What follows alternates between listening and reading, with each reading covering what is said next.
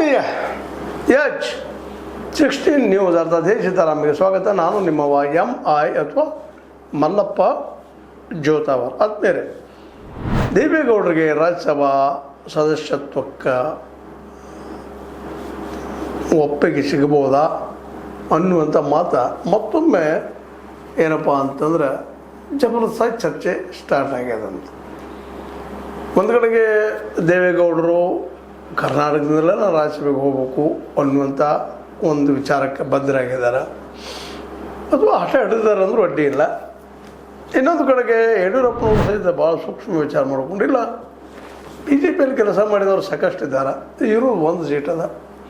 ಅದರಲ್ಲೂ ಸದಾನಂದ ಗೌಡರು ಭಾಳಷ್ಟು ದುಡಿದಿದ್ದಾರೆ ಪಕ್ಷಕ್ಕಾಗಿ. ಒಂದು ಮುಖ್ಯಮಂತ್ರಿಯಾಗಿ, ಸಂಸದರಾಗಿ, ಕೇಂದ್ರ ಸಚಿವರಾಗಿ ಸಾಕಷ್ಟು ಕೆಲಸ ಮಾಡಿದ್ರೆ ಪಾಪ ಅವರಿಗೆ ನಾವು 2024 ಟಿಕೆಟ್ ಕೊಡಲಿಲ್ಲ. ಶೋಭಾ ಕರಂದ್ಲಾಜೆ ಅವ್ರಿಗೆ ಕೊಟ್ಟಿವಿ. ಅದಕ್ಕೆ ಅವ್ರಿಗೆ ಸಲ ನಾವು ರಾಜ್ಯಸಭಾ ಸದಸ್ಯತ್ವಕ್ಕೆ ಟಿಕೆಟ್ ಕೊಡೋಣ ಅಥವಾ ಅವ್ರನ್ನ ಆಯ್ಕೆ ಮಾಡೋಣ ಅಂತ ವಿಚಾರವನ್ನು ವಿಶೇಷವಾಗಿ ಈ ಒಂದು BJP ಸಭೆಯಲ್ಲಿ, ಪ್ರಮುಖ ಸಭೆಯಲ್ಲಿ ಚರ್ಚೆ ಮಾಡಿದರೆ ಸುದ್ದಿಗಳು ಬರ್ತಾ ಇದ್ದಾವೆ. ಆ ಸಭೆಯಲ್ಲಿ ಪಕ್ಷದ ರಾಷ್ಟ್ರೀಯ ಸಹ ಸಂಘಟನಾ ಕಾರ್ಯದರ್ಶಿ ಶಿವಪ್ರಕಾಶ್ ಅವರು, ರಾಜ್ಯ ಉಸ್ತುವಾರಿ ರಾಧಾ ಮೋಹನ್ ದಾಸ್ ಅಗರ್ವಾಲ್ ಅವರು, ರಾಜಘಟದ ಅಧ್ಯಕ್ಷ BY ವಿಜೇಂದ್ರ ಅವರು, ಇನ್ನುಳಿದ ಅನೇಕರು ಕುರಿತು ಚರ್ಚೆ ಮಾಡಿದರು ಅಂತ ಸುದ್ದಿ ಬರ್ತಾ ಇದ್ದಾವೆ. ಈಗಾಗಲೇ ಭಾಳಷ್ಟು ಸುದ್ದಿಗಳು ಇಲ್ಲ, ಮೋದಿ ಮತ್ತು ಶಾರ್ ಅವರು ಇವ್ರಿಗೆ ಕೊಡಬೇಕಂತ ಬಯಸಿದ್ದಾರೆ ಅನ್ನುವಂಥ ಮಾತು. ಆದರೆ ಅವರು ಇವತ್ತು ಈ ನಮ್ಮ ರಾಜ್ಯ ಮಟ್ಟದ, ಅದರಲ್ಲೂ ಈ ಬಂದಂಥ ಒಂದು ಏನು ರಾಜ್ಯದ ಉಸ್ತುವಾರಿ ಆಗಿರ್ಬೋದು, ಅಲ್ಲಿ ಶಿವಪ್ರಕಾಶ್ ಅವ್ರನ್ನಂತ ಇನ್ನೊಬ್ಬರು ಆಗಿರ್ಬೋದು, ಮತ್ತೊಬ್ಬರು ಆಗಿರ್ಬೋದು, ಅವರು ಇವತ್ತು ನಿನ್ನೆ ದಿನ ಇಲ್ಲ ದೇವೇಗೌಡರಕ್ಕಿಂತ ನಮ್ಮ ಪಕ್ಷದವರಿಗೆ ನಾವು ಕೊಡೋದು ಯೋಗ್ಯ ಅನ್ನುವಂಥ ಒಂದು ಹೊಸ ಚರ್ಚೆಯ ಹುಟ್ಟಾಕಿದ್ದಾರೆ. ಅಂದರೆ ನಮ್ಮ ದೇವೇಗೌಡರಿಗೆ ರಾಜ್ಯಸಭಾ ಸದಸ್ಯತ್ವ ಕರ್ನಾಟಕದಿಂದ ಸಿಗೋದು ಕಷ್ಟನ ಅನ್ನುವಂಥದ್ದು. ಯಾಕಂದರೆ ಇದು ಬಹಳ ಸೂಕ್ಷ್ಮವಾದ ವಿಷಯ. ಅದರಲ್ಲೂ ಮುಖ್ಯವಾಗಿ ದೇವೇಗೌಡರು ಎಟ್ ಎನಿ ಕಾಸ್ಟ್ ಅಧಿಕಾರದಲ್ಲಿರಬೇಕು ಅನ್ನೋದು ಈ 94 ವಯಸ್ಸಿನಲ್ಲೂ ಸಹಿತ ಬಯಸ್ತಾ ಇದ್ದಾರೆ. ಆದರೆ BJPಯಲ್ಲಿ ಅನೇಕರು ಇದ್ದಾರಪ್ಪ, ಅವರು ಆಗುವಂಥವ್ರು ರಾಜ್ಯಸಭಾ ಸದಸ್ಯರು, ಅವರು ಆಗಲಿ, ಈ ಸಲ ಕೇವಲ JDS ಒಬ್ಬರಿಂದ ಸಾಧ್ಯ ಇಲ್ಲ ಅನ್ನುವಂಥ ಮಾತುಗಳಿದ್ದಾವೆ. ಅದಕ್ಕಾಗಿ ಇವತ್ತು ನಮ್ಮದು 66 ಜನ ಇದ್ದಾರೆ, ನಮ್ಮವರಾಗಲಿ ಅನ್ನೋದು ಯಡಿಯೂರಪ್ಪನವರು. ಇಲ್ಲಿ ಸೂಕ್ಷ್ಮ ಏನಪ್ಪ ಅಂತಂದ್ರೆ, ವಿಜಯೇಂದ್ರ ಮುಂದಿನ ಮುಖ್ಯಮಂತ್ರಿಯಾಗಿ ಒಂದಿಷ್ಟು ಬಿಂಬಿಸುವಂಥ ಕೆಲಸವನ್ನು ಯಡಿಯೂರಪ್ಪ ಮಾಡುವ ಎಲ್ಲ ಸಾಧ್ಯತೆಗಳು ಇದ್ದಾವೆ. ತಮ್ಮ ಪಕ್ಷದ ತಮ್ಮ ವಿರೋಧಿ ಬಣದ ನಾಯಕರನ್ನು ಒಬ್ಬೊಬ್ಬರನ್ನಾಗಿ ಬದಿಗೆ ಸರಿಸ್ಕೊಂಡು ಬಂದಿದ್ದಾರೆ. ಇವತ್ತು ಯಡಿಯೂರಪ್ಪನವರು ಸಾಮಾನ್ಯವಾದ ರಾಜಕೀಯ ಘಟ ಅಲ್ಲ, ನಿಶ್ಚಿತವಾಗಿ ಅವರಲ್ಲೇ ಒಂದು ಶಕ್ತಿ ಇದೆ. ಮತ್ತು ಅವ್ರು ಬೇಡದವ್ರನ್ನ ಮೌನವಾಗಿ ಬದಿಗೆ ಸರಿಸ್ಕೊಂಡಿದ್ದಾರೆ. ಮೊದಲಿಗೆ ಅವ್ರ ಇತಿಹಾಸನ ಗಮನಿಸಿದಾಗ AK ಸುಬ್ಬಯ್ಯ ಅಂತಿದ್ರು, ಆನಂತರ ಶಿವಯ್ಯ ಅಂತ ಬಂದರು, ಇನ್ನೊಂದು 2 ಜನ ಬಂದರು. ಅವ್ರನ್ನೆಲ್ಲರನ್ನೂ ಒಬ್ಬೊಬ್ಬರು ಬದಿಗೆ ಸೇರಿಸಿದ್ರು. ಇನ್ನು ಅನಂತಕುಮಾರ್ ಅವರಿದ್ದರು, ಅನಂತಕುಮಾರ್ನ ಪಾಪ ಅವರು ಸಾವನ್ನ ಬದಿಗೆ ಸೇರಿಸಿಬಿಡ್ತು. ಇಂಥ ಅನೇಕ ಅವರ ರಾಜಕೀಯ ಒಂದು ವೈರಿಗಳನ್ನ, ತಮ್ಮ ಪಕ್ಷದಲ್ಲಿದ್ದಂಥವ್ರನ್ನ ಬದಿಗೆ ಸೇರಿಸಿ ತಮ್ಮ ಅಸ್ತಿತ್ವವನ್ನು ಉಳಿಸ್ಕೊಂಡವರು. ಇವತ್ತು ಒಂದು ರೀತಿಯಿಂದ ಇದು ಯಡಿಯೂರಪ್ಪ ಮತ್ತು ನಮ್ಮ ದೇವೇಗೌಡ ಮಧ್ಯೆ ನಡೀತಿರುವಂಥ ತಿಕ್ಕಾಟ ಅಂದರೂ ಅಡ್ಡಿ ಇಲ್ಲ. ಯಾಕಂದರೆ 2028ರಲ್ಲಿ ಸಪೋಸ್ ಏನಾದರೂ 30-40 ಸೀಟ್ಗಳನ್ನು JDS ಗೆದ್ಕೊಂಡು ಬಂದರೆ ತಮ್ಮ ಮಗನ ಅಂದರೆ ಕುಮಾರಸ್ವಾಮಿ ಅವ್ರನ್ನ ಮುಖ್ಯಮಂತ್ರಿನಾಗಿ ಮಾಡಬೇಕು ಅನ್ನುವಂತಹ ಒಂದು ಗುರಿ ಇಟ್ಕೊಂಡು ಹೊರಟಂಥವು. ಆದರೆ ಅದು ಕೇವಲ ಇಂಡಿಪೆಂಡೆಂಟಾಗಿ ನಿಂತರೆ ಆಯ್ಕೆ ಆಗ್ತದನ, ಅಷ್ಟು ಜನ ಬರ್ತಾರ ಅನ್ನುವಂಥ ಒಂದು ಭಯನೂ ಅವ್ರಿಗದ. ಅದಕ್ಕಾಗಿ 60-70 ಗುರಿ ಇಟ್ಕೊಂಡು ಪ್ರಯತ್ನ ಮಾಡಿ. ಸ್ವತಂತ್ರವಾದ ಮೀಡಿಯಾಗೆ ಬೇಕಾಗಿರುವುದು ಸ್ವತಂತ್ರ ಧ್ವನಿ. ಆ ಸ್ವತಂತ್ರ ಧ್ವನಿ ಉಳಿಸಲು ನೀವು ಮಾಡಬೇಕಾದದ್ದು ಇಷ್ಟೇ. ಅದೇನಪ್ಪಾ ಅಂತಂತಂದ್ರೆ, ನಿಮ್ಮ ಕೈಲಾದಷ್ಟು ಸಹಾಯ ಈ ಚಾನಲ್ಗೆ ಮಾಡಿ ಹಾಗೂ ನಿಮ್ಮ ಧ್ವನಿಯನ್ನು ಕಾಪಾಡಿಕೊಳ್ಳಿ. BJPಯ ಹೊಂದಾಣಿಕೆ ಮಾಡಿಕೊಂಡು ಮ್ಯಾಕ್ಸಿಮಮ್ ಮಾಡ್ಕೋಬೇಕು ನಮ್ಮ ಜನರನ್ನ. ಸಹಜವಾಗಿ 60-70 ಜನ ಅದು ಅಷ್ಟಾಗಲಿಕ್ಕಿಲ್ಲ, 45 ಜನ ಆದರೂ ಸಹಿತ ನಮ್ಮ ಮಗ ಒಂದು CM ಹಾಗೂ ಟರ್ನಿಂಗ್ ಪಾಯಿಂಟ್ ಬಂದು ನಿಲ್ತಾರೆ ಕುಮಾರಸ್ವಾಮಿ ಅನ್ನೋದು ಅವ್ರ ಸರ್ಕಾರ. ಅದು ನಮ್ಮ ಮಗನ ಮುಂದಿನ ಚುನಾವಣೆಯಲ್ಲಿ ಗೆದ್ದರೆ BJP ತಮ್ಮ ಮಗನ ಮುಖ್ಯಮಂತ್ರಿ ಮಾಡಬೇಕು ಅನ್ನುವಂಥ ದೂರದ ಆಸೆ ಯಡಿಯೂರಪ್ಪನವರು. ಹೀಗಾಗಿ ಇಲ್ಲಿ JDS ಆದಷ್ಟು ಶಕ್ತಿಶಾಲಿಯಾಗಿ ಮಾಡಿಕೊಡ್ಬಾರ್ದು ಅನ್ನೋಂಥ ಉದ್ದೇಶ ಇರ್ಬೋದು, ಇಲ್ಲಂತ ಹೇಳಿಕ್ಕೆ ಆಗೋದಿಲ್ಲ. ಯಾವುದೋ ರಾಜಕೀಯದಲ್ಲಿ ಕನ್ನೆ ಕಾಣಿಸ್ತಲ್ಲ, ಇಂದು ಏನು ನಡೀತಾ ಇರ್ತಾವೆ. ಆ ನೆಲೆಯಲ್ಲಿ ಈಗ ತಮ್ಮ ಪಕ್ಷವನ್ನು ಗಟ್ಟಿ ಮಾಡ್ಕೋಬೇಕು, ತಮ್ಮ ಪಕ್ಷ ಮ್ಯಾಕ್ಸಿಮಮ್ ಆಯ್ಕೆ ಹಾಕೊಂಡು ಬರಬೇಕು ಅನ್ನೋ ನೆಲೆಯಲ್ಲೇ ನಮ್ಮ ಯಡಿಯೂರಪ್ಪನವರು ಈ ಸಲ ತಮ್ಮ ಪಕ್ಷ ಗಟ್ಟಿ ಮಾಡೋದು ಮನಸ್ಸು ಮಾಡ್ತಾ ಇದ್ದಾರೆ. ಪಕ್ಷ ಗಟ್ಟಿ ಮಾಡೋದ್ರೆ ಈಗ ಗೊತ್ತಂದ್ರೆ ಇವಾಗ BJPಯಲ್ಲಿ ಯಡಿಯೂರಪ್ಪನವರ ಎತ್ತರಕ್ಕೆ ನಿಲ್ಲುವಂಥ ನಾಯಕರಿಲ್ಲ, ಅವರ ಫೈನಲ್ಲು ಅನ್ನುವಂಥ ಒಂದು ವಾತಾವರಣ ಅದ. ಕೇವಲ ಮಾತಾಡೋದ್ರಿಂದ ಟೀಕೆ ಮಾಡೋದ್ರಿಂದ ದೊಡ್ಡ ಆಗ್ತಾರೆ ಅನ್ನೋದಲ್ಲ, ಅವ್ರು ಮಾಡುವ ರಾಜಕೀಯ ಕಸರತ್ತುಗಳು, ಇಡುವ ಹೆಜ್ಜೆಗಳು ನೋಡ್ರಿ. ಮೊನ್ನೆ ಒಂದು ಎಲೆಕ್ಷನ್ ಆಯ್ತು, ನೀವು ನೋಡಿದ್ರಿ, ಉಪಚುನಾವಣೆಯಲ್ಲ. ನಾವು ಪ್ರಚಾರ ಮಾಡ್ತಾನಂತ ಅನ್ನುವಂಥ ಮಾತನ್ನು ಪ್ರಚಾರ ಮಾಡಲಿಕ್ಕೆ ಅನುಕೂಲ ಮಾಡಿಕೊಡ್ರಿ ಅನ್ನುವಂಥ ಮಾತನ್ನು ನಮ್ಮ ಬಾಗಲಕೋಟೆಯ ಜನತೆ ಮಠದಿಂದನೂ ಬಂತು. ಅದೇ ಕಾಲಕ್ಕೆ ನಮ್ಮ ಯತ್ನಾಳರವ್ರನ್ನ ಮಾಡಿಸಿದ್ರೆ ನಾವು ಗೆಲ್ಲಬಹುದು ಅನ್ನೋಂಥ ಆಸೆಯಿಂದ ಅವ್ರು ಮುಂದಿಟ್ಟರು. ಅದಕ್ಕೆ ಇವ್ರು ಕೊಟ್ಟೇ ಬಿಟ್ಟರು ಯಡಿಯೂರಪ್ಪನವರು. ಯಾಕಂದ್ರೆ ಯಡಿಯೂರಪ್ಪನವ್ರಿಗೆ ಗೊತ್ತದ, ಕೇವಲ ನಾವು ಟೀಕೆ ಮಾಡೋದ್ರಿಂದ, ಇನ್ನೊಂದು ಕೋಮಿನವ್ರನ್ನ ಟೀಕೆ ಮಾಡೋದ್ರಿಂದ ಕರ್ನಾಟಕದಲ್ಲಿ ಗೆಲ್ಲುವುದರ ಸುಲಭಿಲ್ಲ ಅನ್ನುವಂಥ ನೆಲೆ. ಆದರೂ ಕೂಡ ಅವ್ರಿಗೆ ಗೆಲ್ಲಿ ಅಂತೇಳಿ ಅದರ ಹಸ್ತಕ್ಷೇಪನೂ ಮಾಡಲಿಲ್ಲ, ಕೊಟ್ಟು ಬಿಟ್ಟರು.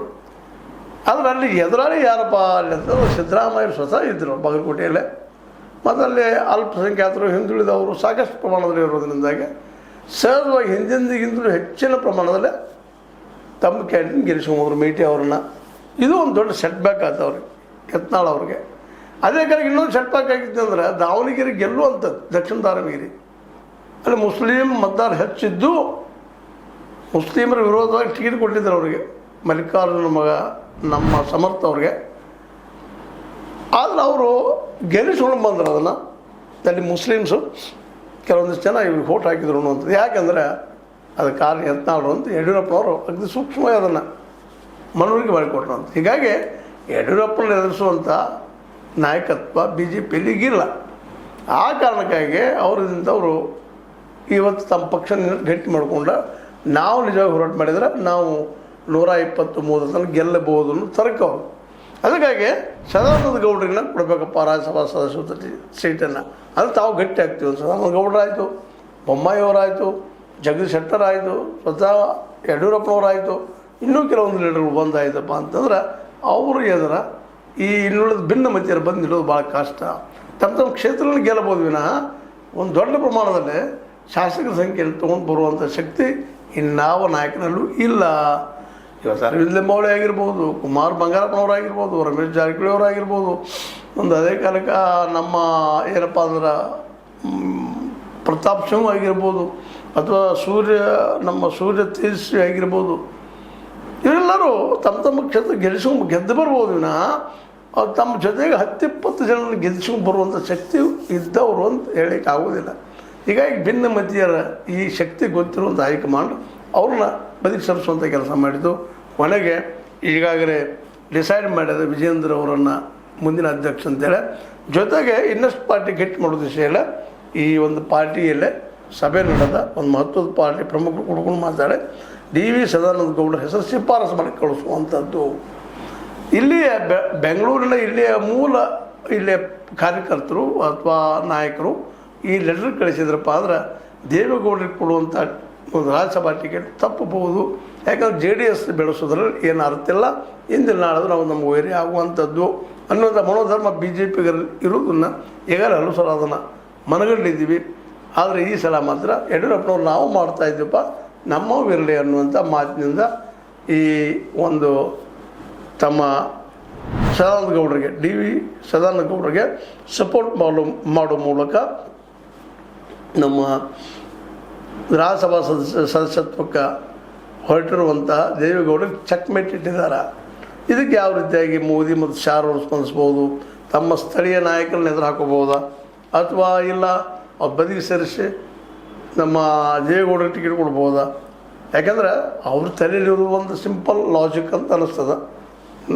ನಮ್ಮ ಮೋದಿ ಮತ್ತು ಶಾ ಅವರಲ್ಲೇ ಲಿಂಗಾಯತ್ ಮತ್ತು ಒಕ್ಕರಿಗೆ ಕೂಡಿ ನಾವು ಅವ್ರಿಗೆ ಸಪೋರ್ಟ್ ತೊಗೊಂಡಿವಿ ಅಂದ್ರೆ ಗೆಲ್ಲೂ ಸಾಧ್ಯತೆಗಳಿದ್ದಾವೆ.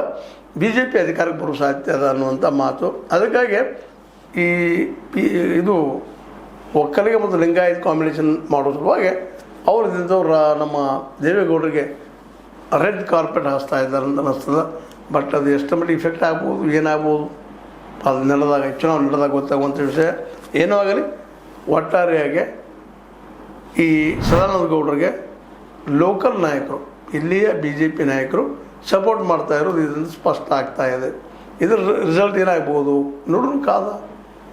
ಸದಾನಂದ ಗೌಡರಿಗೆ ಟಿಕೆಟ್ ಸಿಗ್ತದನೋ ರಾಜ್ಯಸಭಾದ್ದು, ಅದು ದೇವೇಗೌಡರಿಗೆ ಸಿಗ್ತದನೋ, ಮುಂದಿನ ದಿನ ಕ್ಲಿಯರ್ ಮಾಡೋವಂಥದ್ದು ಬಂತು. ಜೂನ ಅವ್ರ ಕಾಲಾವಧಿ ಮುಗಿಲಿಕ್ಕೆ ಬಂದದ. ಈಗ ಯಾರಿಗೆ ಒಬ್ಬರು ಕೊಡ್ಬೇಕು, ಯಾರಿಗೆ ಕೊಡ್ಬೋದು, ದೇವೇಗೌಡರಿಗೆ, ಸದಾನಂದ ಗೌಡರಿಗೆ, ನೋಡೋಣ ಅಂತ ಹೇಳ್ತಾ ಇದು ನಿಮ್ಮ ಲೈಕ್ ಆಗಿರ್ಬೋದು. ಲೈಕ್ ಮಾಡಿ, ಶೇರ್ ಮಾಡಿ, ಕಾಮೆಂಟ್ ಮಾಡೋ ಜೊತೆಗೆ ಸಬ್ಸ್ಕ್ರೈಬ್ ಆಗೋದನ್ನ ಸೋರಿ. S16 ನ್ಯೂಸ್ ಅರ್ಥಾತ್ ಸತ್ಯದ ಕೈಗಂಡೆ ವಂದನೆಗಳು. ಆತ್ಮೀಯ ಸಾರ್ವಜನಿಕರಲ್ಲಿ H16 ಅರ್ಥಾತ್ ಸೀತಾರಾಮದಿಂದ ಒಂದು ಮನವಿ. ಈ ಸಂಸ್ಥೆ ಭ್ರಷ್ಟಾಚಾರ, ಅನ್ಯಾಯ, ಅತ್ಯಾಚಾರಗಳಿಂದ ನೊಂದವರ ವೇದಿಕೆ. ಅನ್ಯಾಯಕೋರರ, ಭೂಗಳ್ಳರ, ನಶಾ ಸಾರಾಯಿ ಮಾಫಿಯಾಗಳ ವಿರುದ್ಧದ ಧ್ವನಿ. ರೈತರ, ಕೂಲಿಕಾರ, ಕಾರ್ಮಿಕರ, ಬಿದ್ದ ಸಮುದಾಯ ಜನರ ಧ್ವನಿ. ಬೆಂಬಲವಾಗಿ ನಿಂತು ತನುಮನ ಧನದ ಸಹಾಯಕ್ಕೆ ಸಾರ್ವಜನಿಕರಲ್ಲಿ ಕೋರಿಕೆ. ದಾನದ ಸಹಾಯ ನೀಡಿ ಸ್ವಾತಂತ್ರ್ಯ ಪತ್ರಿಕೋದ್ಯಮ ಉಳಿಸಿ ಬೆಳೆಸಿ. ವಂದನೆಗಳು. ತಮ್ಮನ್ನೇ ನಂಬಿರುವ ಮಲ್ಲಪ್ಪ ಇ ಜೋತಾವರ್. ಈ ಕೆಳಗಿನ QR ಸ್ಕ್ಯಾನ್ ಮಾಡಿ ಅಥವಾ ಈ ನಂಬರ್ ಅಂದರೆ 7411402405ಗೆ ಇಲ್ಲ 9686864852ಗೆ ನೀವು ಫೋನ್ಪೇ ಮಾಡಿ, Paytm ಮಾಡಿ ಅಥವಾ ಇನ್ನಾವುದೇ ಮಾಧ್ಯಮದಿಂದ ಗೂಗಲ್ ಮೂಲಕ ಸಹಾಯ ಮಾಡಿ ಈ ಪ್ರಾಮಾಣಿಕ ಪತ್ರಿಕೋದ್ಯಮವನ್ನು ಉಳಿಸಿ ಅಂತ ಮತ್ತೊಮ್ಮೆ ಮನವಿ. ವಂದನೆಗಳು.